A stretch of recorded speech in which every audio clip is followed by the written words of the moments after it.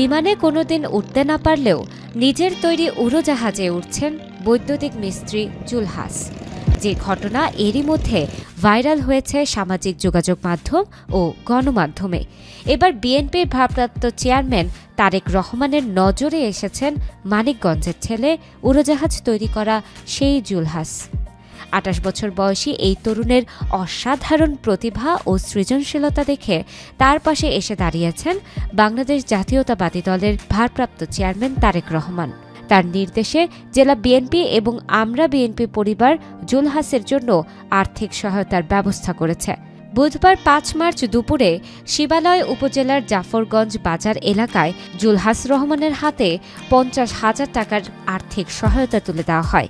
৫০,০০০ টাকার এই সহায়তা জুলহাসের গবেষণা ও উদ্ভাবনের কাজে গতি আনবে বলে আশা করা হচ্ছে। জুলহাস মোল্লা তার অনুভূতি প্রকাশ করে বলেন, আমি কখনো ভাবিনি আমার এই কাজ এত মানুষের নজরে আসবে। তারেক রহমান স্যারের সহযোগিতা আমার জন্য বড় প্রেরণা।